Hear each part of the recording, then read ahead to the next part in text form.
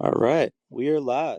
Ladies and gentlemen, welcome to the first episode of the Jacob Talks Sports podcast with yours truly, Jacob. Well, it was only a matter of time. Everybody's got a podcast these days, but I figured why not start my own? I like to talk. I like to talk about sports. Why not put the two together? Why not make my own podcast? I think it'd be a lot of fun. I uh, I love talking about sports. It's something I could be rambling on about for a little bit too long, I could say. But hey, sports are a ever changing and always growing thing, so there's a lot to talk about.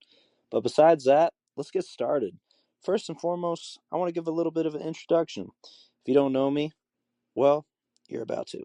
My name is Jacob. I am born and raised in Phoenix, Arizona, so a big time Arizona sports fan. I am 22, almost 23 years old. Last year, I graduated from Arizona State University with a degree in sports business. So I am a big sports guy myself. Love talking about it, love watching them. And I used to play a little bit of sports. I played some football, baseball, and believe it or not, played some basketball. And I wasn't too bad. I was a little short, but we had some fun. Besides that, like I said before, just a big time sports fan. Love to talk sports the most. Um, like I said earlier, I can ramble. Like seriously, if it's a good topic, I can go forever. And I think that's the great thing about sports. Something's always going on. News happens every day, and that's the beautiful thing about my account is I always got stuff to talk about, which is really nice. And in the time that I've made this account, and I believe I started in late January, maybe February around then, I started posting and it just took off really. I'm up to I think 1400 followers almost now, and I'm really grateful for all the awesome people that that follow me, that want to stop by and talk sports. I've had a good number of my followers come from my TikTok lives, and those are the best. I love going live and having a community. You know, a lot of people that I've never met before, and they just want to talk to me like I'm a good friend, and that really means a lot to me because it's a lot of fun to meet new people from all different places, mostly in the United States, but I've had some people from outside the country, and that's really cool. Just chatting sports with me. It doesn't matter, who your favorite team is, where you're from, doesn't matter to me. I just want to talk sports. I don't discriminate. Depends on your team though. Maybe I'll give you a little bit of a hard time, but I'm cool with everybody. But sports, let's get back to it. Um, we're kind of in the dog days of summer right now, I would say. The All-Star break just wrapped up. I'm recording this Friday, so by the time you hear it, who knows? But today there are MLB games going on from after the break, so it's back. Baseball is back. It was a long, what was it, 4 days? I think it wasn't even that bad, but it just feels like forever, especially with no basketball, no football, no hockey. All we got on is baseball right now. Don't get me wrong, I love me some baseball, but when it's the only sport on, I don't know. Like I kind of get bored and I look forward to the fall sports because I'm a big fall sports guy myself, especially football. Grew up watching football. I grew up playing a little bit of football, so that I'm very passionate about football. Big time Cardinals fan. Unfortunately, I do love my Cardinals, but man, they know how to let a guy down. That is for sure. But well, since we got no sports live, mostly, let's talk about some of the past sports that we got going on. Recently, we saw two pro sports teams wrap up their championship seasons. That would be in the NBA Finals and the Stanley Cup Finals. Let's start with the Stanley Cup Finals. Congratulations to the Florida Panthers of the Eastern Conference in the NHL for winning their second consecutive Stanley Cup. It'd be the first team since the 2020 through 2021 Tampa Bay Lightning, who also were a pretty good team. But this Panthers team, they're pretty solid as well. The Stanley Cup Finals, actually, I think it was the whole playoffs MVP. The Conn Smythe Trophy winner, Sam Bennett, a solid player. He was a really good player throughout the whole playoffs, and that's what that trophy's all about. If you're a good player for the whole playoffs, not just for the Stanley Cup Final, which I would have given some consideration to my guy Brad Marchand, but Sam Bennett, very deserving guy. Congratulations to him. Also, crazy to see that we saw the exact same Stanley Cup final as last season between the Edmonton Oilers and the Florida Panthers. This time with the Panthers winning it in 6 games at home. last year, winning in 7 at home. So it was a pretty crazy chain of events for those two teams. They know a little bit about each other, as you could tell, playing each other 2 seasons in a row. I can't really think of a whole lot of recent sporting championships where it's been the same team winning back-to-back seasons against the same team. One team that I could think of, well, not team, multiple teams that played each other not the same time, multiple times, but different results. It'd be the Chiefs Eagles. That also just wrapped up. The Eagles in dominant fashion over the Kansas City Chiefs. I can't lie, I did not expect that. I had a feeling that Philly would win, but I didn't think it'd be in a blowout like that. Like Pat Mahomes went down in flames with that team. I was blown away. Like the Chiefs just did not look like the team that they were all season.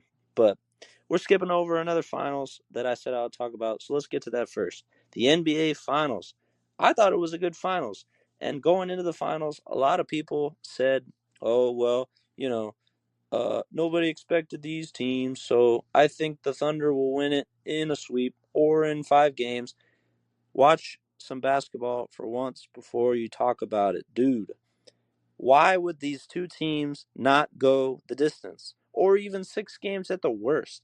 Originally, I called OKC in 6. They won in 7. I wasn't far off.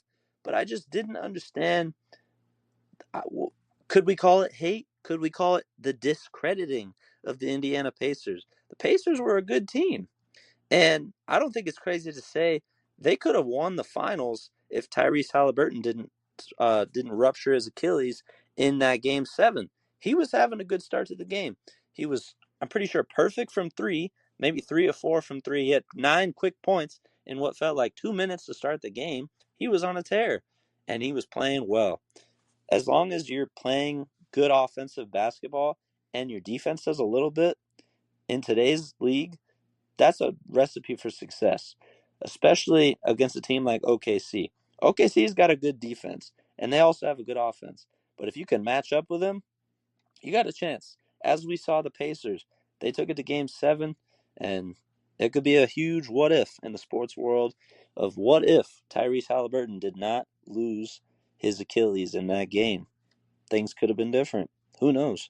It'll always just go down as a what would have happened. Who knows? But most importantly, I don't think we can discredit the Oklahoma City Thunder. Going into the playoffs, a lot of people were saying they don't trust the Thunder. Why do you not trust the Thunder? Like, they're still a professional team. Yeah, they're the second youngest team ever to win the finals. That just shows how talented they are. A young team like the Thunder, I want to say their average age was like 25 years old, which it doesn't matter what league. That's a pretty young average age of a team. 25 years old, that's that's a youthful team right there. I think there were a couple players on that team that I was older than. And I'm only 22. So to see a team that young go on and win the finals, and you can't even say they had an easy path.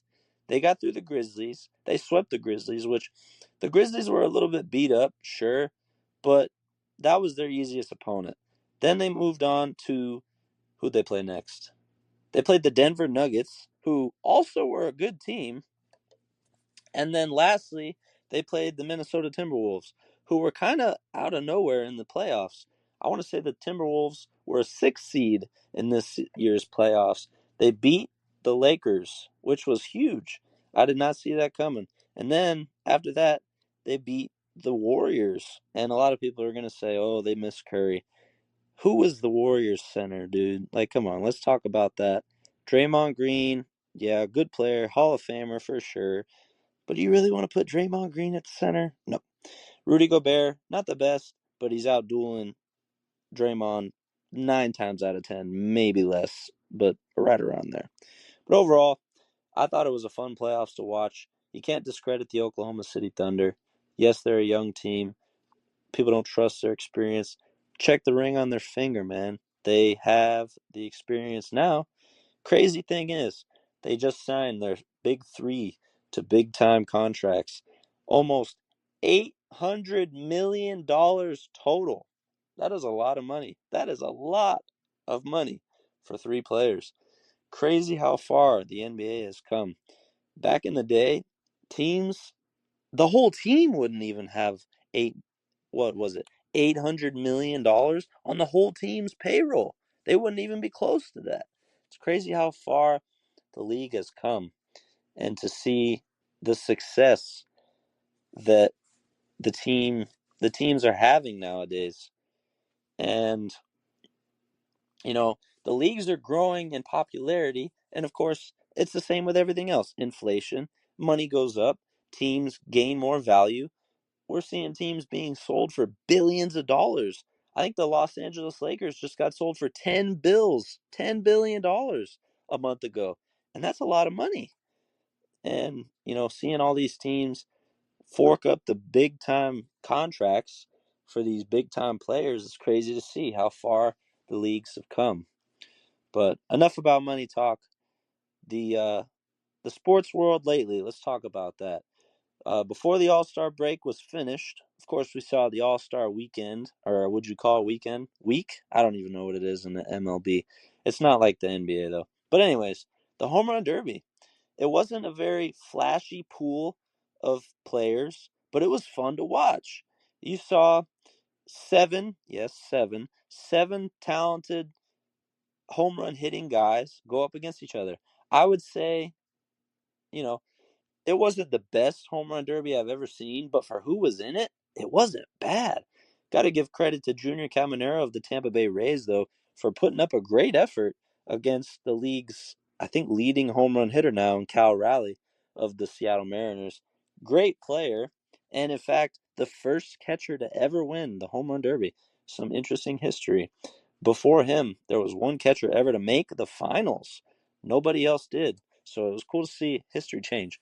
But yeah, for who was in it, it it was pretty good. Like there wasn't a whole lot of flashy guys. There was no Pete Alonso or Vlad Guerrero Jr. Like it was lesser known guys.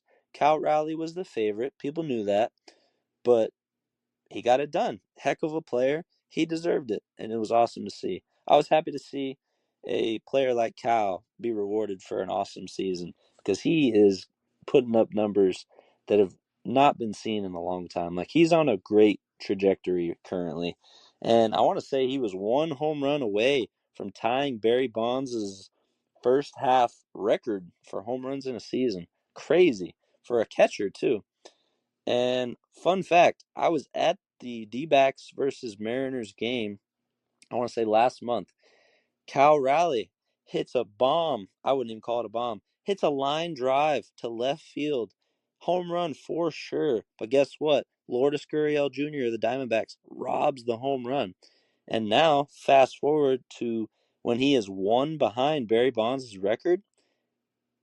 I saw the robbery. It's crazy. Like I was that close to seeing a home run that contributes to the record. It's always fun to see history. But, you know, maybe somebody will break Barry Bonds' record eventually. I don't know. Currently, I would say probably not. But in this day and age, supposedly the balls are juiced. I don't even know. I don't know. It's fun to watch, though. I like the home runs. I like the long ball, but don't get me wrong.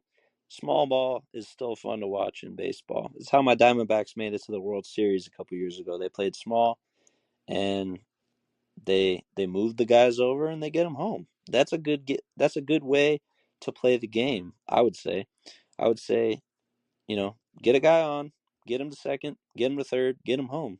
That's how you win a game. And nowadays, you got teams, they're not even getting a runner past second base. They're not even getting a runner to second base. I think it was the Dodgers a week or two ago against the Brewers. They did not get a runner past first base. That's insane. A team like the Dodgers not getting a runner in scoring position the whole game. That's insane. And it just goes to show, pitching has taken over in today's age a little bit. There are some great pitchers in the league. You gotta throw in guys. So Tariq Skubal, Max Fried, Carlos Rodon, two Yankees guys. Jacob DeGrom having a great renaissance in his career. Nate Eovaldi, also of the Rangers. Garrett Crochet, one of my Red Sox guys. He's having a great season.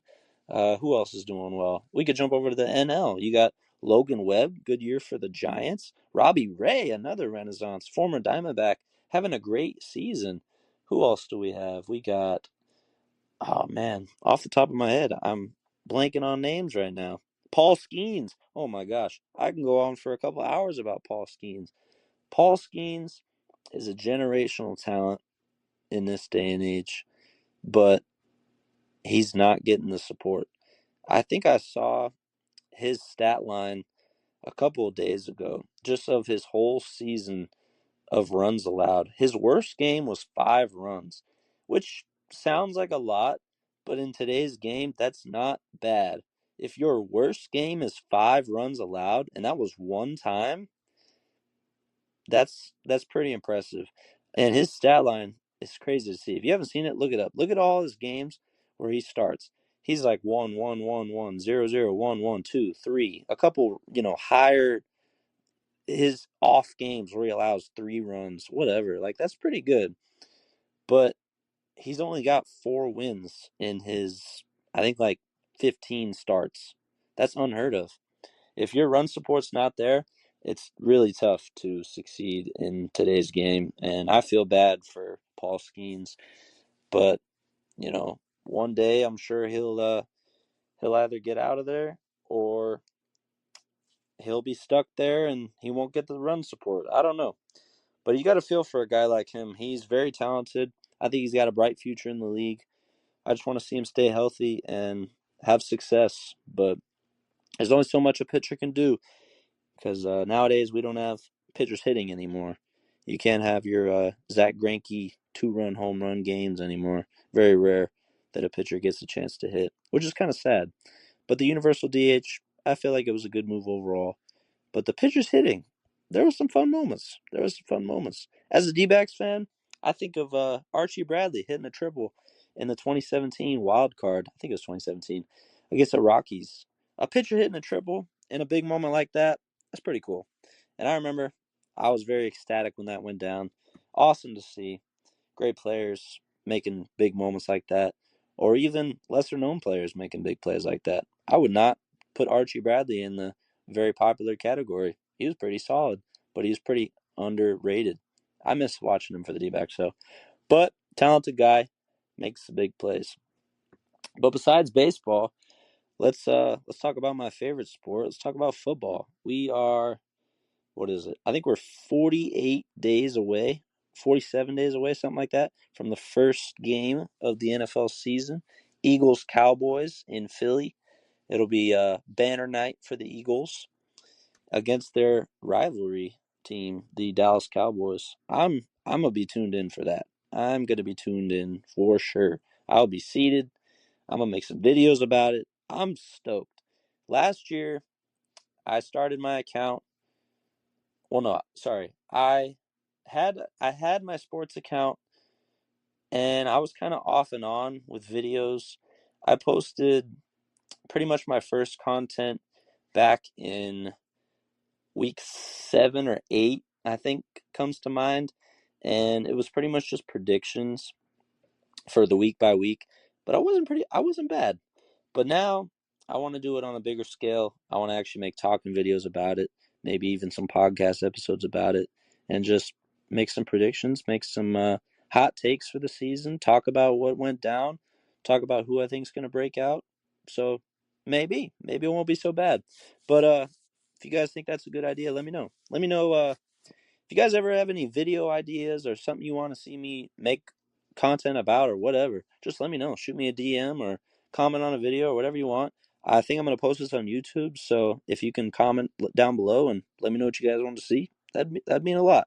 It'd give me something to relate to you guys a little bit more about and have something fun to discuss. Because, like I said earlier, these sports are always changing and there's always something going on. But before I started rambling about whatever I was talking about, NFL, we're getting back to it. Week 1 is stacked. For my Cardinals, they play the Saints. Nothing crazy. Hopefully they can win. It is the Cardinals, so we will see. They should win. Who else? Cowboys, Eagles, Chargers, Chiefs in Brazil. I'm excited for that. I do have LA winning that game, actually. I think it's probably my upset of the week, one of them anyways. I think LA had a great offseason, and the additions of Najee Harris and Omarion Hampton, I think I said his name right. I think they're going to be huge in the Jim Harbaugh run-heavy offense. They lost J.K. Dobbins to their division rival Broncos, and they had another guy. I can't remember his name right now, but I don't think he's on the team anymore as well. But it's a little bit different now, and it's going to be fun to watch. Oh, Eckler went to the Commanders, so now he's their backup for Brian Robinson, who's also a pretty good running back. But overall, I got to put this NFL offseason in the top 10. Like, it's been exciting. It really has been. All the teams had some departures, had some additions. That's how it always goes. But some of the people coming and going, it was pretty big name players. Like, I know Aaron Rodgers, I'm going to get some comments that he's washed, but he's still a big name player. Super Bowl champion, I want to say 3-time MVP. He's still a big time player overall. And, you know, he's not what he used to be, sure, but he's still talented. And at the end of the day, that's all you can ask for. But who else left? On my Cardinals, they got Josh Sweat. He had a case for Super Bowl MVP. He didn't win it. It was Jalen Hurts' award to lose, but he had a great game. So to get a player like that on the Cardinals is awesome to see. You have who else? You got if I could speak, Joe Thuney leaving the Chiefs to go to the Chicago Bears. That's pretty big time. To get a quarterback of a talent caliber like Caleb Williams and have him become the most sacked QB in the league in his rookie season, it's discouraging. But to build up an offensive line like they have so far, I think they still have a little bit of improvement to go. But you get a player like Dahlman from the Falcons at center and Thuney from the Chiefs at left guard, and you're pretty set to start your year. So I think the Bears, they made a good offseason. Who else do we got? We got DK Metcalf going to the Steelers. That was pretty big time. George Pickens going to the Cowboys.